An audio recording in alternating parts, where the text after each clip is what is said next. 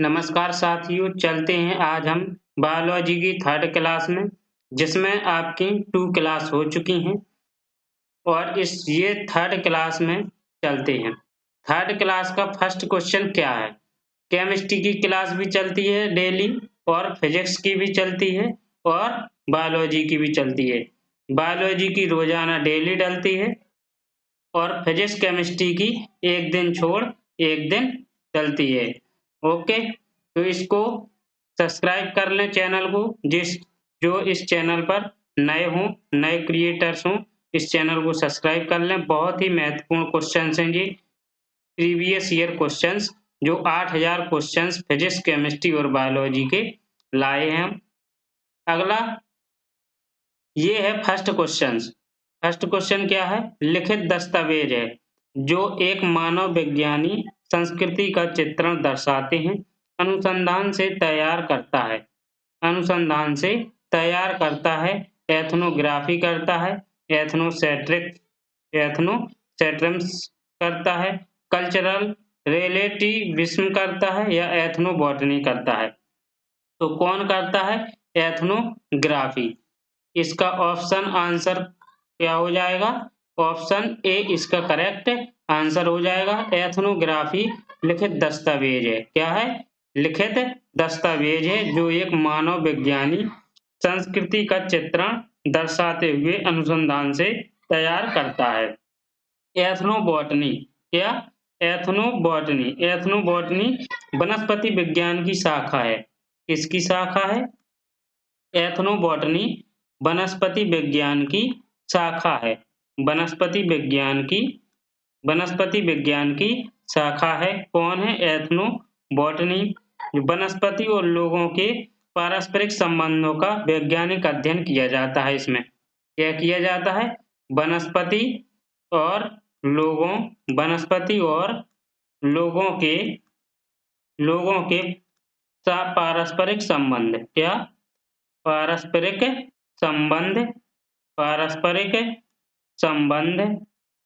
पारस्परिक संबंध का वैज्ञानिक अध्ययन। क्या? वैज्ञानिक अध्ययन किया जाता है। किसमें? एथनोबॉटनी में।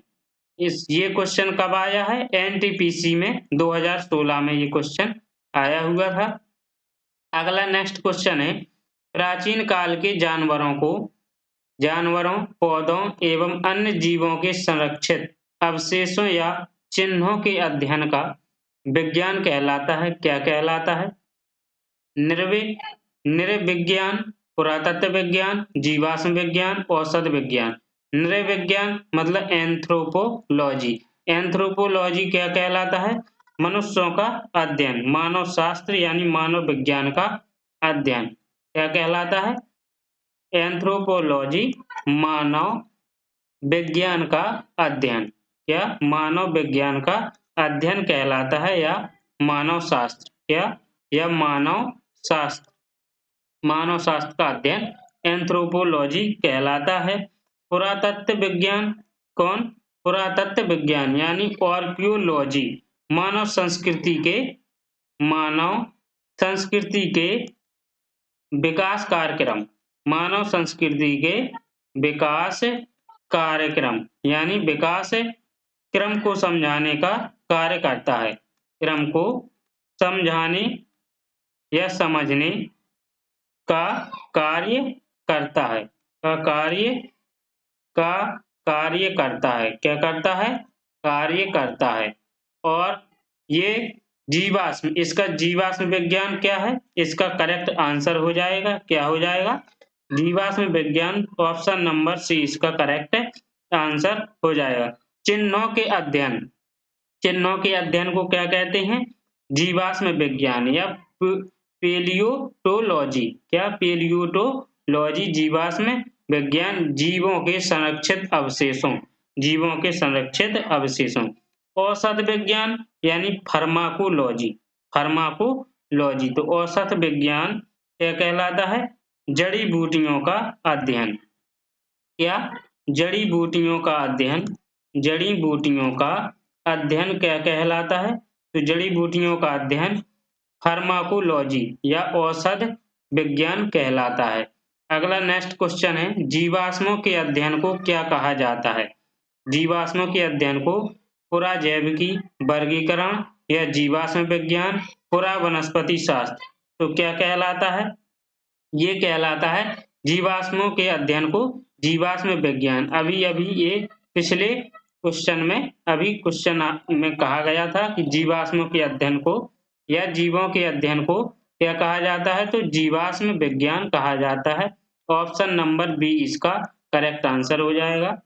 अगला क्वेश्चन है, पैलियोंटोलॉजी। पैलियोंटोलॉजी के अध्ययन से किसके अध्ययन से संबंधित है? क्या पैलियोंटोलॉजी किसके अध्ययन को पैलियोंटोलॉजी कहते हैं? हड्डियों के अध्ययन को, कठोर कोषों के अध्ययन को, जीवाश्मों के अध्ययन को या पंखों के अध्ययन को? तो किसके? जीवाश्मों के अध्ययन को। किसके? जीवाश्मों के अध्ययन को पैलियोंटोलॉजी कहते हैं। ऑप्शन नंबर बी इसका करेक्ट आंसर हो जाएगा। ये जेईई में, आरआरबी जेईई में पूछा गया क्वेश्चन था 2019 में। अगला क्वेश्चन क्या है? नेक्स्ट है, पादप विज्ञान। पादप विज्ञान में किसका अध्ययन किया जाता है? पादप विज्ञान में किसका अध्ययन किया जाता है? मानव शरीर रचना का, शुद्ध मात्रिकी, पौधों का, मानव मनोविज्ञान का। तो पादप विज्ञान में यानी प्लांट, क्या प्लांट मीन्स होता है पादप, क्या होता है? प्लांट मीन्स पादप, सेल मीन्स कोश का, विज्ञान लॉजी मीन्स विज्ञान होता है। तो पादप विज्ञान किसका अध्ययन किया जाता है? पादप विज्ञान में पौधों का। ऑप्शन नंबर बी इसका करेक्ट आंसर हो जाएगा। पौधों का अध्ययन पादप विज्ञान कहलाता है। जैसे चारा घास, इसका अर्थ है चारागाह घास या चारा। अगला नेक्स्ट क्वेश्चन क्या है? ऑन्कोलॉजी किस बीमारी के उपचार से जुड़ा है? ऑन्कोलॉजी किस बीमारी के उपचार से जुड़ा है? अस्थि सुषिरता, कैंसर, मधुमेह, वृक्क संबंधी सफलता। ऑन्कोलॉजी किस बीमारी से जुड़ा है? तो ऑन्कोलॉजी कैंसर से जुड़ा है। किससे?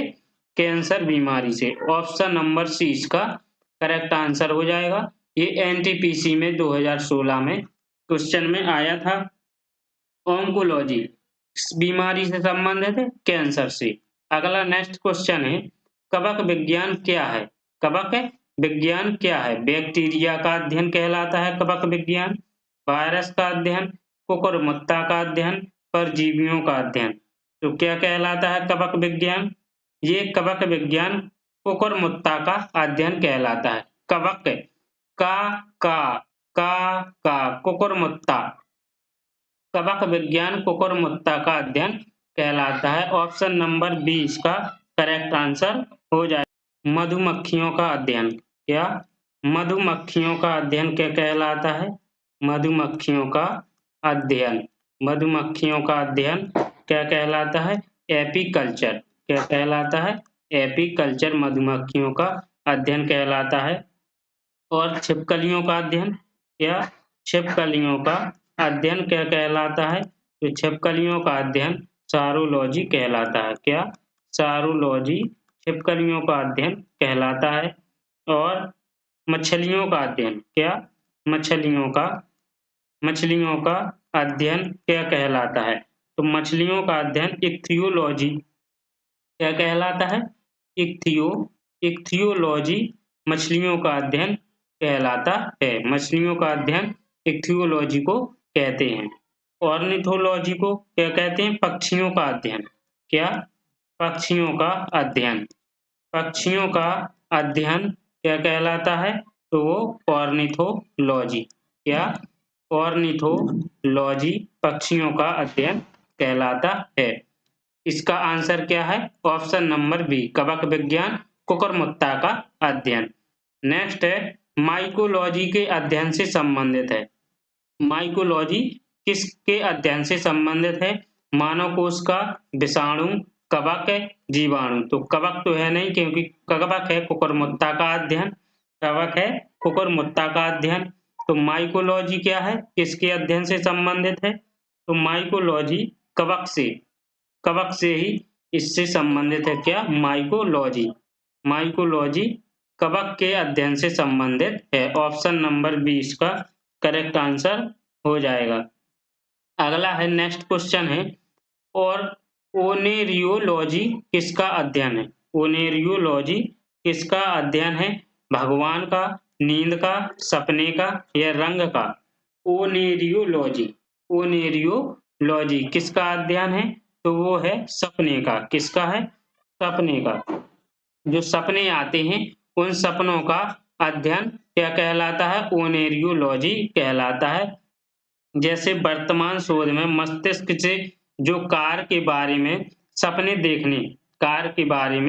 देखने वर्तमान जो ज्ञान है उसके बीच सह संबंध स्थापित करने के प्रयास किए जाते हैं, उसे ओनेरियोलॉजी कहते हैं। ओनेरियोलॉजी कहते हैं। अगला नेक्स्ट क्वेश्चन है, टॉक्सिकोलॉजी किसका अध्ययन है? इंसानी व्यवहार का, भूक्षरण का, जहर का या चट्टान का? यह एनटीपीसी 2016 में क्वेश्चन पूछा गया है। तो टैक्सिकोलॉजी किसका अध्ययन है? इंसानी व्यवहार का टैक्सिकोलॉजी। ऑप्शन नंबर ए इसका करेक्ट आंसर हो जाएगा। इंसानी व्यवहार कैसे इसको याद करेंगे, लर्न रखेंगे कि टैक्सिकोलॉजी, टैक्स कौन भरता है? इंसान। टैक्स लेता कौन है? इंसान। ये रोड टैक्स हो गया, टोल टैक्स हो गया, जो भी टैक्स है वो कौन लेता है? इंसान। तो इंसानी व्यवहार का अध्ययन टैक्सोलॉजी कहलाता है। अगला नेक्स्ट क्वेश्चन है, टैक्सोनॉमी मूल रूप से किससे संबंधित है? कौन? टैक्सोनॉमी मूल रूप से किससे संबंधित है? जैव विविधता, कर ढांचा, खगोल विज्ञान की एक शाखा, मानव व्यवहार का अध्ययन। एनटीपीसी 2016 में ये क्वेश्चन पूछा गया है। तो इसका क्या आंसर हो जाएगा? जैव विविधता से संबंधित है टैक्सोनॉमी। ऑप्शन नंबर ए इसका करेक्ट आंसर हो जाएगा। टैक्सोनॉमी यानी वर्गीकी विज्ञान। क्या? टैक्सोनॉमी यानी वर्गीकी विज्ञान। क्या है? वर्गीकी विज्ञान है। मूल रूप से ये जैव विविधता से संबंधित है। तो इसका ऑप्शन आंसर क्या हो जाएगा? ऑप्शन नंबर ए जैव विविधता करेक्ट आंसर हो जाएगा। अगला नेक्स्ट क्वेश्चन क्या है? अगला है, बायोसिस्टेमैटिक्स का उद्देश्य क्या है? बायोसिस्टेमैटिक्स का उद्देश्य क्या है? व्यापार, आकृति, विज्ञान के तत्वों के आधार पर जीवों का वर्गीकरण। बायोसिस्टेमैटिक्स साइटोलॉजिकल विशेषताओं के आधार पर जीवों की पहचान और विशेषता। क्या? पहचान और व्यवस्था। जीव की विभिन्न वर्गीकी को सीमित करना और उनके संबंध स्थापित करना, ये नहीं है। बायोसिस्टेमैटिक्स अध्ययन के सभी क्षेत्रों से विभिन्न मानकों की समग्रता पर उनके विकासवादी इतिहास और उनके फाइलोजेनी की स्थापना के आधार पर जीवों का वर्गीकरण, विकासवादी इतिहास क्या? बायोसिस्टेमैटिक्स कहलाता है। इसका उद्देश्य क्या है? उद्देश्य बायोसिस्टेमैटिक्स का यही उद्देश्य है। ऑप्शन नंबर डी इसका करेक्ट आंसर हो जाएगा। ऑप्शन नंबर डी वर्गीकरण विज्ञान भी इसे कहते हैं। क्या कहते हैं? वर्गीकरण विज्ञान। अगला नेक्स्ट क्वेश्चन है, विभिन्न प्रकार के ऊतकों के अध्ययन को क्या कहा जाता है? विभिन्न प्रकार के ऊतकों के अध्ययन को क्या कहते हैं? ऊतक होते हैं टिश्यू। क्या होते हैं? टिश्यू कहते हैं जिसे। ऊतकों के अध्ययन को क्या कहते हैं? कोशिकी जीव विज्ञान, साइटोलॉजी, सेल फिजियोलॉजी, ऊतक विज्ञान। तो क्या कहते हैं? ऊतक विज्ञान। क्या कहते हैं? ऊतक। अपना शरीर कैसे बनता है? बॉडी कैसे बनती है? तो जो सबसे छोटी कोशिका होती है शरीर की वो होती है सेल। सेल से बनते हैं अंग। सेल से टिश्यू बनते हैं। क्या बनते हैं? टिश्यू। सेल से टिश्यू यानी ऊतक बनते हैं। और ऊतकों से क्या बनते हैं? अंग। क्या बनते हैं? अंग। अंग से क्या बनते हैं? अंग तंत्र। अंग तंत्र से क्या बनते हैं? बॉडी। क्या बनती है? बॉडी। अगला नेक्स्ट क्वेश्चन क्या है? अगला है, नेक्स्ट क्वेश्चन है, जानवरों के उनके पर्यावरण के साथ संबंधों के अध्ययन को क्या कहा जाता है? संबंधों के अध्ययन को क्या कहा जाता है? तो उनके अध्ययन को कहा जाता है इथियोलॉजी या क्लाइमेटोलॉजी या एंटोमोलॉजी या इकोलॉजी। तो क्या कहलाता है? इकोलॉजी। क्या कहलाता है? इकोलॉजी। ऑप्शन नंबर डी इसका करेक्ट आंसर हो जाएगा। यह जेईई में क्वेश्चन पूछा गया था कब? 2019 में। कब पूछा गया था? 2019 में ये क्वेश्चन पूछा गया था। अगला नेक्स्ट क्वेश्चन क्या है? अगला है नेक्स्ट, निम्न में से कौन सा ऊतक वृक्क नलिकाओं की भित्तियों का निर्माण करता है? कौन सा ऊतक वृक्क नलिकाओं की, ऊतक यानी टिश्यू, यहाँ से टिश्यू यानी ऊतकों के क्वेश्चंस आने स्टार्ट हो गए हैं। ऊतक वृक्क नलिकाओं की भित्तियों का निर्माण करता है। संयोजी ऊतक, पेशी ऊतक, तंत्रिका ऊतक, उपकला ऊतक। कौन सा ऊतक है जो वृक्क नलिकाओं की भित्तियों का निर्माण करता है? कौन? उपकला ऊतक। कौन करता है? उपकला ऊतक। ऑप्शन नंबर डी इसका करेक्ट आंसर हो जाएगा। Option number D. यह शरीर के अंदर स्थित होता है और विभिन्न अंगों के बाहरी तथा भीतरी सतह का निर्माण करता है। कौन करता है? निर्माण करने वाले ऊतक को उपकला ऊतक कहते हैं। तो मतलब यह निर्माण करता है भीतरी और बाहरी अंगों के सतह को। अगला नेक्स्ट क्वेश्चन क्या है? नेक्स्ट है माइटोकॉन्ड्रिया को विचित्र अंगक क्यों माना जाता है? माइटोकॉन्ड्रिया को विचित्र अंगक क्यों माना जाता है? क्योंकि वे सेल के पावर हाउस हैं, क्योंकि वे सेलुलर अंतर्वस्तु कहलाती है, सूक्ष्म जीवों को पचा सकते हैं, क्योंकि इनमें राइबोसोम और डीएनए होते हैं। तो ऑप्शन नंबर कौन सा इसका करेक्ट आंसर हो जाएगा? ये ऑप्शन नंबर डी इसका करेक्ट आंसर हो जाएगा। माइटोकॉन्ड्रिया को विचित्र अंगक इसलिए कहा जाता है क्योंकि इनमें राइबोसोम और डीएनए होते हैं। राइबोसोम और डीएनए होते हैं, इसलिए माइटोकॉन्ड्रिया को विचित्र अंगक कहा जाता है। लेकिन माइटोकॉन्ड्रिया को कोशिका का पावर हाउस भी कहा जाता है। कोशिका का पावर हाउस भी कहा जाता है। लेकिन पावर हाउस उसने यहाँ नहीं पूछा, उसने कहा विचित्र अंगक दे दिया उसने। क्या? विचित्र अंगक क्यों माना जाता है? तो पावर हाउस की वजह से नहीं, राइबोसोम और डीएनए की वजह से। ऑप्शन इसका कौन सा करेक्ट हो जाएगा? डी। कब आया है ये? ग्रुप डी में। अगला नेक्स्ट क्वेश्चन है, निम्न में से कौन सा मानव शरीर के संचलन के लिए मुख्यतः उत्तरदायी है? तंत्रिका और संयोजी ऊतकों का संयोजन, तंत्रिका और संयोजी ऊतकों का संयोजन, तंत्रिका और पेशी ऊतकों का संयोजन, तंत्रिका और उपकला ऊतकों का संयोजन, पेशी और संयोजी ऊतकों का संयोजन। तो कौन करेक्ट हो जाएगा? ऑप्शन नंबर डी इसका करेक्ट आंसर हो जाएगा। पेशी और संयोजी ऊतकों का संयोजन, यह ग्रुप डी में 2022 में क्वेश्चन आया था। ये पेशी और संयोजी ऊतक मुख्यतः उत्तरदायी है किसके? मानव शरीर के संचलन के लिए। जो मानव शरीर का जो संचालन करते हैं वो पेशी और संयोजी ऊतकों का संयोजन भी उनमें होता है। क्या होता है? तो संकुचन की क्षमता बढ़ जाती है। मानव शरीर के जो संकुचन की क्षमता होती है वह बढ़ जाती है। अगला नेक्स्ट क्वेश्चन है, इस एक विशेष जंतु ऊतक द्वारा किए जाने वाले कुछ कार्यों का उल्लेख नीचे दिया गया है। ए है, यह अंगों के अंदर के अवकाश को भर देता है। कौन? जंतु ऊतक। जंतु ऊतक यह अंगों के अंदर के अवकाश को भर देता है। यह आंतरिक अंगों को सहारा देता है। यह ऊतकों की मरम्मत में सहायक होता है। तो कौन सा विकल्प सही होगा?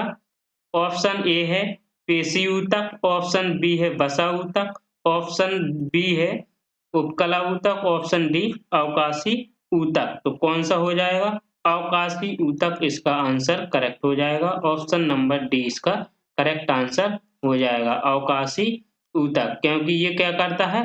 अवकाश को भर देता है। क्या करता है? अवकाश को भर देता है, अवकाशी ऊतक। अगला क्वेश्चन है, हड्डी निम्न में से किस प्रकार के ऊतकों का उदाहरण है?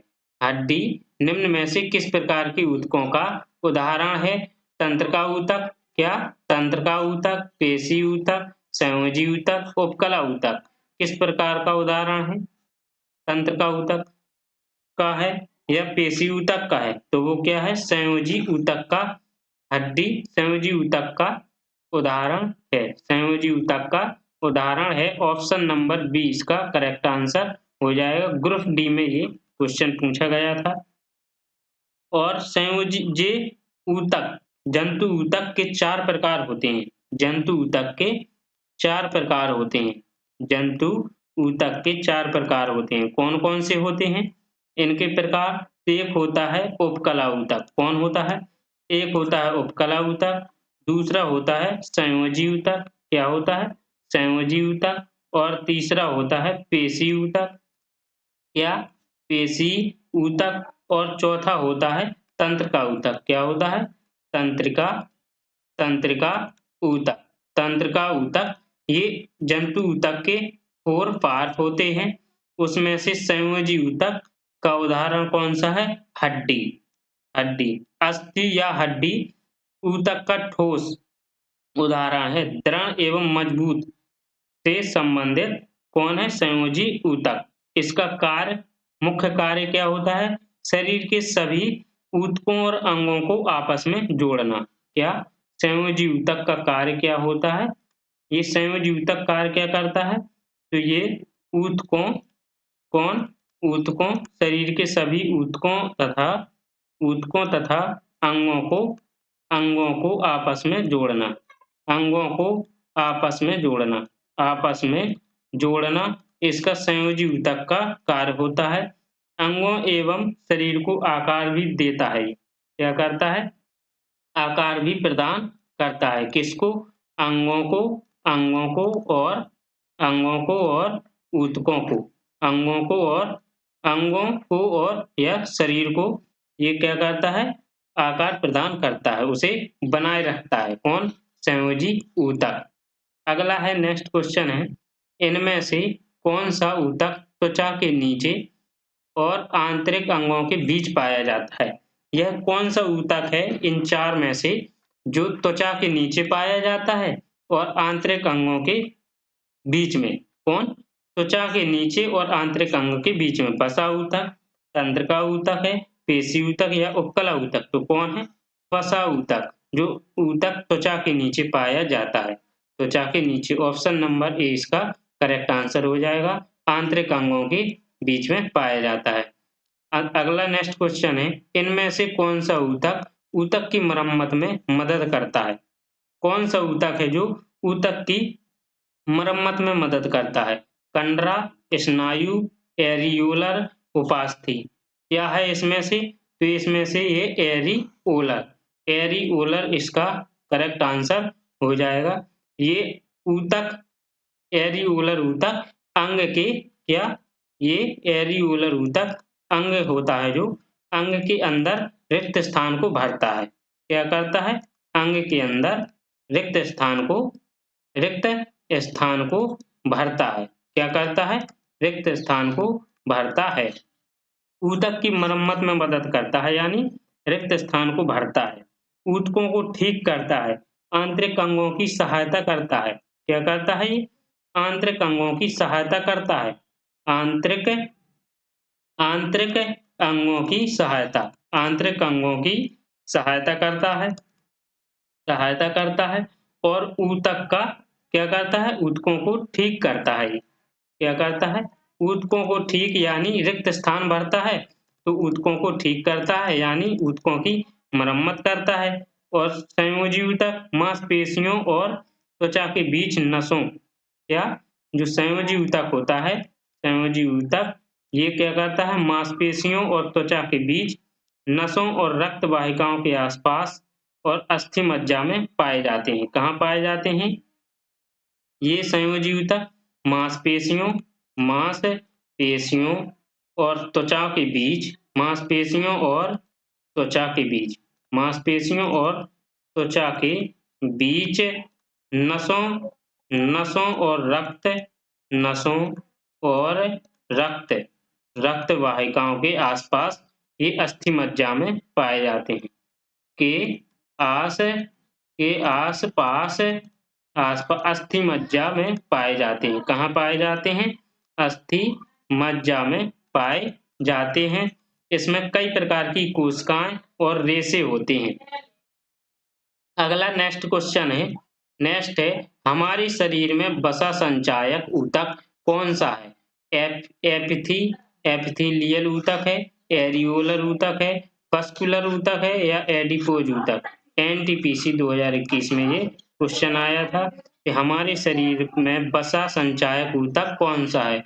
ऑप्शन नंबर डी इसका करेक्ट आंसर हो जाएगा। एडिपोज ऊतक जे वसा संचायक ऊतक का उदाहरण है। क्या है? हमारे शरीर में वसा संचायक ऊतक कौन सा है? एडिपोज ऊतक है। अगला नेक्स्ट क्वेश्चन है, ऊतक क्या होता है? पूछ रहा है ऊतक क्या होता है? तो ऊतक कोशिकाओं का समूह होता है। क्या होता है? ऊतक कोशिकाओं का समूह होता है। क्या होता है? ऊतक कोशिकाओं का समूह होता है। कोशिकाओं का समूह होता है ऊतक। और जंतु इसके अध्ययन को ऊतक विज्ञान कहते हैं। किसके अध्ययन को? जो समान प्रकार की कोशिकाओं के सुसंगठित पिंडों और स्तरों को ऊतक कहते हैं। क्या कहते हैं? ऊतक। इसमें विकल्प कौन सा सही होगा? Option number D. ये कोशिकाएं जो मूल रूप से दिखने में और कार्य करने में समान होती हैं वो ऊतक कहलाती हैं। क्या कहलाती हैं? ऊतक कहलाती हैं। ऑप्शन नंबर डी इसका करेक्ट आंसर हो जाएगा। तो हमने बताया था आपको जंतु ऊतक कितने प्रकार के होते हैं? 4 प्रकार के होते हैं। उपकला ऊतक, पेशी ऊतक, संयोजी ऊतक और तंत्रिका ऊतक। अगला नेक्स्ट क्वेश्चन क्या है? उन कोशिकाओं के समूह को जिनकी उत्पत्ति और संरचना समान होती है और जो एक विशेष कार्य करने के लिए विशेषज्ञता प्राप्त होते हैं। उदाहरण के लिए शरीर में मांसपेशियों की कोशिकाएं, ये उदाहरण है। उदाहरण के लिए जैसे शरीर में मांसपेशियों की कोशिकाएं उन मांसपेशियों को बनाती हैं जो शरीर की गति से संबंधित है। क्या है? शरीर की गति से संबंधित है। उनको क्या कहा जाता है? मांसपेशी, फ्लोएम, ऊतक या रेशे क्या कहा जाता है? ऊतक कहा जाता है। ऑप्शन नंबर बी इसका करेक्ट आंसर हो जाएगा। कोशिकाओं का समूह होता है ऊतक। जो सभी कोशिकाएं आकार, आकृति, कार्य, उत्पत्ति और परिवर्धन की दृष्टि में समान होती हैं। क्या होती हैं? आकार, आकृति, कार्य, उत्पत्ति, आकार, आकृति, कार्य, उत्पत्ति और परिवर्धन की दृष्टि में समान होती हैं। क्या होती हैं? समान होती हैं। अगला नेक्स्ट क्वेश्चन क्या है? अगला क्वेश्चन है, रक्त और हड्डियों किसके उदाहरण हैं? हड्डी और रक्त ये किसके उदाहरण हैं? किसके उदाहरण? संयोजी ऊतक, मेरिस्टेमेटिक ऊतक, एपिथेलियल ऊतक या तंत्रिका ऊतक? तो किसके हैं? संयोजी ऊतक के। हड्डी किसका उदाहरण है? तो संयोजी ऊतक का। तो रक्त भी किसका उदाहरण हो जाएगा? संयोजी ऊतक का उदाहरण हो जाएगा और है भी। तो ऑप्शन नंबर ए इसका करेक्ट आंसर हो जाएगा। अगला नेक्स्ट क्वेश्चन क्या है? अगला है, मनुष्यों में एक संयोजी ऊतक के उदाहरण को क्या कहा जाता है? मनुष्यों में पहचाने संयोजी ऊतक का उदाहरण कौन है? मनुष्यों में एक संयोजी ऊतक का उदाहरण हड्डी। संयोजी ऊतक का उदाहरण क्या है? हड्डी है। अभी क्वेश्चन कि संयोजी ऊतक का उदाहरण रक्त और हड्डी है और इसमें क्या है? मनुष्यों में एक संयोजी ऊतक का उदाहरण हड्डी। ऑप्शन नंबर सी इसका करेक्ट आंसर हो जाएगा। अगला है, निम्नलिखित में से कौन सा एक संयोजी ऊतक है? कौन सा एक संयोजी ऊतक है? हड्डी भी है एक संयोजी ऊतक। क्या है? हड्डी एक संयोजी ऊतक है। तो इसका ऑप्शन आंसर क्या हो जाएगा? ऑप्शन नंबर सी इसका करेक्ट आंसर हो जाएगा। ये संयोजी ऊतक है। उसने फिर पूछा तो क्या हो जाएगा? रक्त एक संयोजी ऊतक है। ऑप्शन नंबर बी इसका करेक्ट आंसर हो जाएगा। अगला क्वेश्चन है, रक्त किस प्रकार के ऊतक का उदाहरण है? किस प्रकार के? तो संयोजी ऊतक का उदाहरण है। संयोजी ऊतक का उदाहरण है। देखिए ये क्वेश्चन कितनी बार आया है, आरआरबी जेईई में ये पूछा गया है कि रक्त किसका उदाहरण है? संयोजी ऊतक का। एनटीपीसी में यही क्वेश्चन आया है, किसका उदाहरण है? संयोजी ऊतक का। इसका आंसर क्या हो जाएगा? Option number B. अगला नेक्स्ट क्वेश्चन क्या है? रक्त क्या है?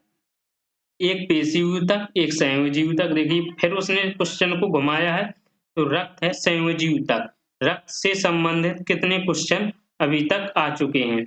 ये बहुत ही इम्पोर्टेंट है, रक्त के बारे में आप बिल्कुल डेफिनेटली इसको कंफर्म कर लीजिए, ये क्वेश्चन आएगा ही आएगा। अगला नेक्स्ट क्वेश्चन क्या है? हमारे शरीर की हड्डियों में कौन से ऊतक पाए जाते हैं? कौन से ऊतक पाए जाते हैं हड्डियों में? तो हड्डी किसका उदाहरण है? संयोजी ऊतक का। तो किसका उदाहरण है? संयोजी ऊतक का। तो हड्डियों में संयोजी ऊतक पाए जाते हैं। ऑप्शन नंबर सी इसका करेक्ट आंसर हो जाएगा। अगला नेक्स्ट क्वेश्चन क्या है? मुंह की परत। मुंह की परत किससे बनी होती है? मुंह की परत किससे बनी होती है? पपड़ीदार उपकला ऊतक से। किससे? पपड़ीदार उपकला ऊतक से बनी होती है मुंह की परत। ऑप्शन नंबर सी इसका करेक्ट आंसर हो जाएगा। देखो घनाकार उपकला ऊतक से बनी नहीं होती है, स्यूडोस्टेरेटिफाइड ऊतक से नहीं बनी होती है, स्तंभाकार ऊतक से, उपकला ऊतक से नहीं बनी होती। किससे बनी होती? पपड़ीदार उपकला ऊतक से।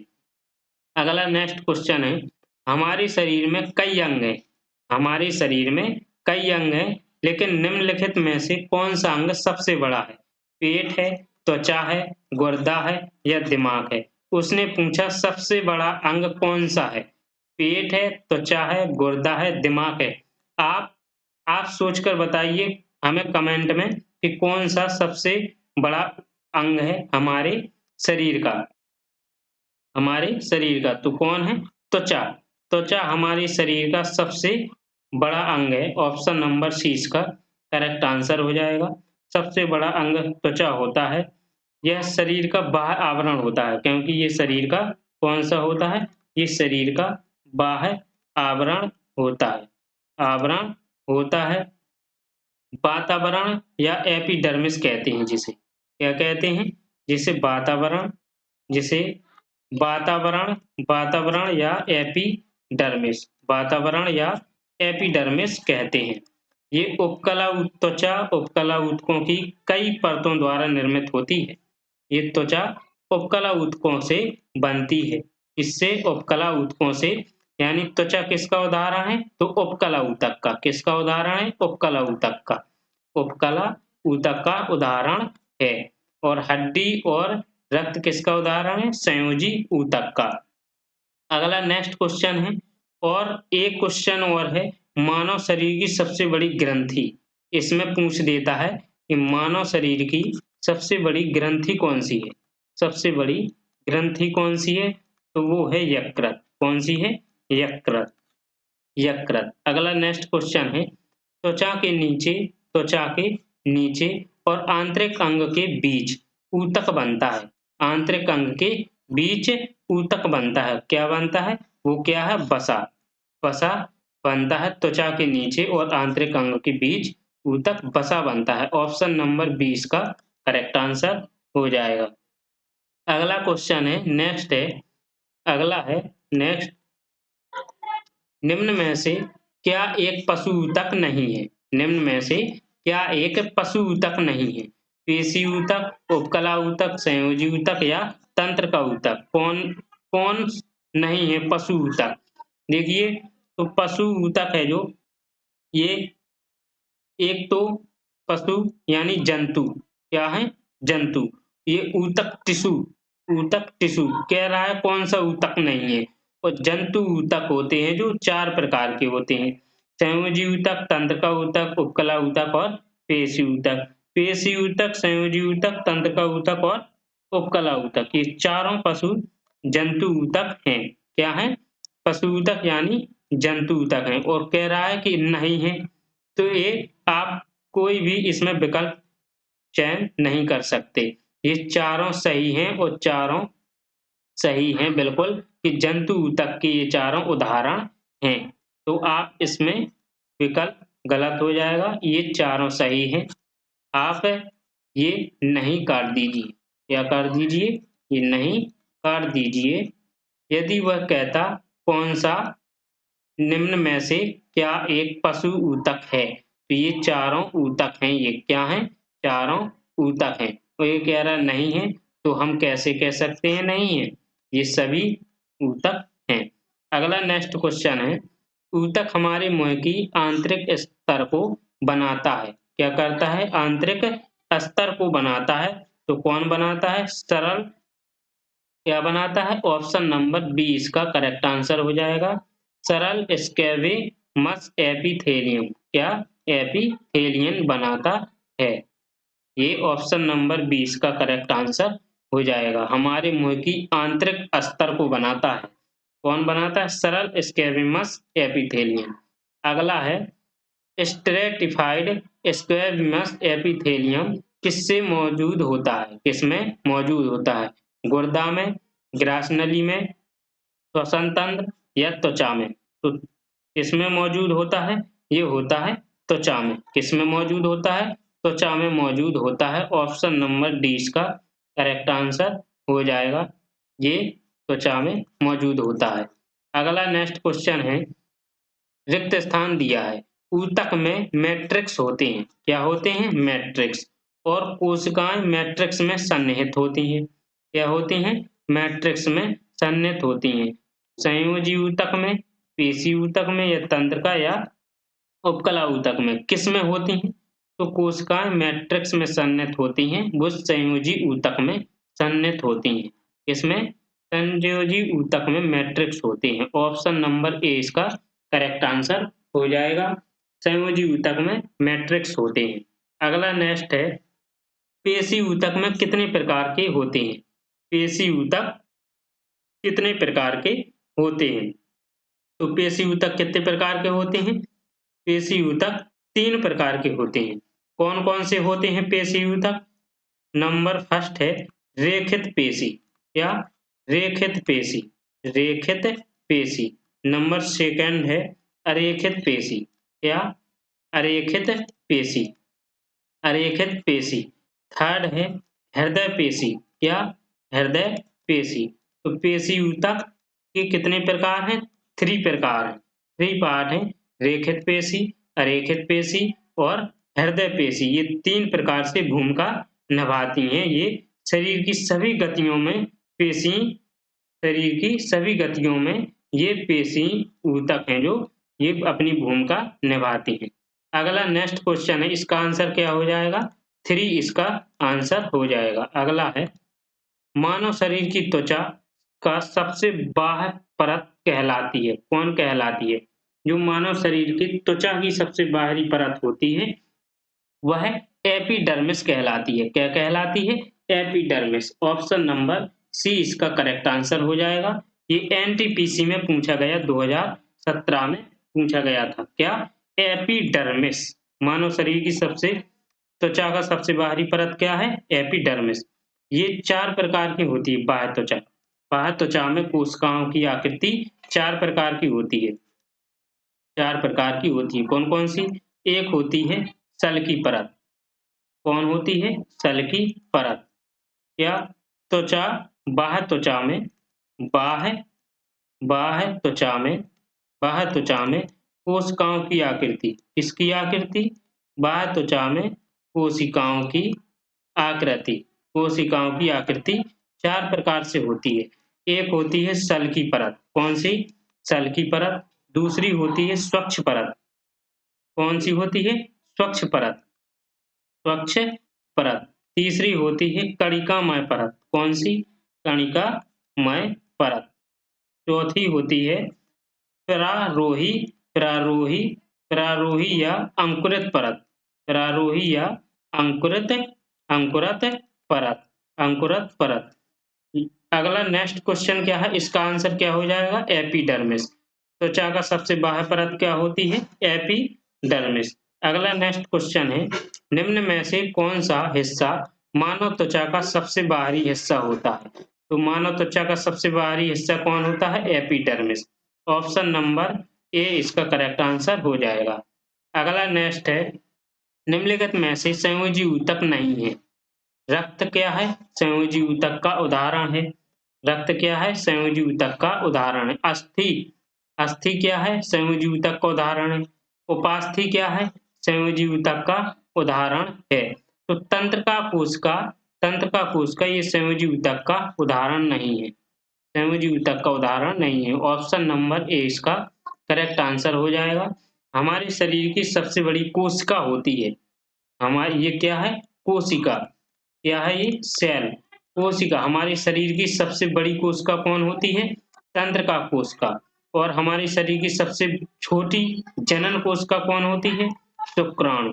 और हमारे शरीर की सबसे बड़ी जनन कोशिका कौन होती है? अंडाणु। कौन होती है? अंडाणु। अगला नेक्स्ट क्वेश्चन क्या है? अगला है क्या?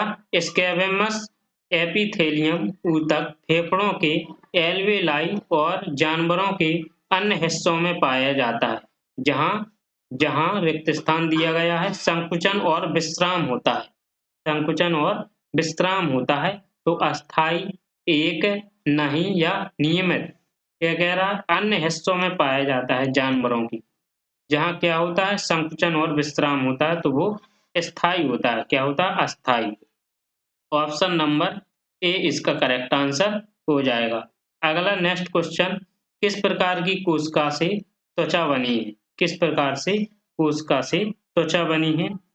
तो अधिचर्म कोशिका से। किससे? अधिचर्म कोशिका से त्वचा बनी है। क्या बनी है? त्वचा। ये संयोजी ऊतक है। ये ऊतक ऑप्शन दिया है, पूछ रहा है कोशिका, तो किस प्रकार की कोशिका थी? तो ये आंसर, ये ऊतक, ये नहीं हो सकता, ये नहीं हो सकता, ये इन दोनों में मृदुतक, ये भी नहीं हो सकता। तो क्या है? अधिचर्म कोशिका। ऑप्शन नंबर ए इसका करेक्ट आंसर हो जाएगा। ऊतक के प्रकार ग्रंथियां बनाते हैं। किस प्रकार की ऊतक? जो तंत्रिका ऊतक के प्रकार ग्रंथियां बनाते हैं, या मांसपेशी ऊतक के प्रकार ग्रंथियां बनाते हैं? किस प्रकार के ऊतक होते हैं जो ग्रंथियां बनाते हैं? तो एपिथेलियल, क्या? एपिथेलियल ऊतक के जो प्रकार होते हैं वो ग्रंथियां बनाते हैं। तो ऑप्शन नंबर बी इसका करेक्ट आंसर हो जाएगा। अगला नेक्स्ट क्वेश्चन क्या है? अगला है, जंतु कोशिकाओं में, क्या? जंतु कोशिकाओं में वृक्क को यंत्र का यांत्रिक समर्थन प्रदान करने के लिए एपिथेलियम इसकी आंतरिक परत निर्मित करता है। एपिथेलियम इसकी आंतरिक परत निर्मित करता है। तो कौन सी करता है? सल की करता है, आयत फल की यानी क्यूबाइडल, या ग्रंथिमय या स्तंभाकार। तो कौन सी करता है? आयत फल की। ऑप्शन नंबर ए इसका करेक्ट आंसर हो जाएगा, क्योंकि जंतु कोशिकाओं में वृक्क को, इसको वृक्क को यांत्रिक समर्थन प्रदान करने के लिए आयत फल की एपिथेलियम इसकी आंतरिक परत निर्मित करता है। अगला नेक्स्ट क्वेश्चन है, ऊतक के प्रकार ग्रंथियां बनाते हैं। ऊतक के प्रकार ग्रंथियां बनाते हैं। देखिए फिर से वही क्वेश्चन आ गया, ऊतक के प्रकार ग्रंथियां बनाते हैं। तो कौन है? एपिथेलियम। ऑप्शन नंबर बी इसका करेक्ट आंसर हो जाएगा। अगला नेक्स्ट क्वेश्चन है, हिस्टामिन स्राविक कोशिकाएं किसमें पाई जाती हैं? हिस्टामिन स्राविक कोशिकाएं किसमें पाई जाती हैं? तो वो संयोजी ऊतक में। हिस्टामिन स्राविक कोशिकाएं किसमें पाई जाती हैं? संयोजी ऊतक में पाई जाती हैं। संयोजी ऊतकों में मुख्य घटक कोलेजन नामक प्रोटीन होता है। क्या होता है? इसमें मुख्य घटक होता है, जो इसका मुख्य घटक क्या होता है? मुख्य घटक होता है कोलेजन, या कोलेजन नामक प्रोटीन। कोलेजन नामक प्रोटीन इसका मुख्य घटक होता है।